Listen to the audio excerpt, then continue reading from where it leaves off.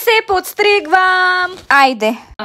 Дойде този ден, защото отдавна не съм. И преди баня си викам, и даже гледах един нов метод. По принцип, начинът, по който аз си постригвам косата е фризьорски. Но сега гледах един много лесен начин. Да видим дали изобщо ще стане.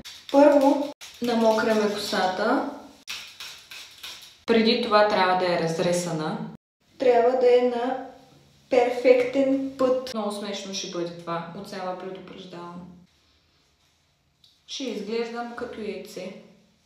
После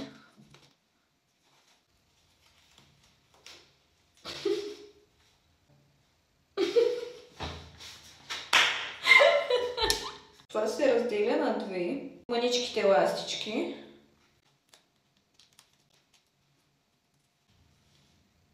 Добре. Сега вземаме ножицата.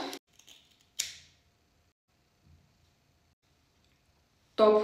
Важно да се филират краищата, за да не изглежда така отрязано. Ето така го правя аз винаги. Ако не си вярвате, не го правете. Като цяло не го правете, ходете си на фризьор. Просто това е моята коса. Омага! Много добре! Мале, видеото става супер дълго. Добре, отивам да си доподстрижа косата. Аз в следващото видео ще се и бладисвам. Вие напишете в какъв цвят според вас. Айде, чао!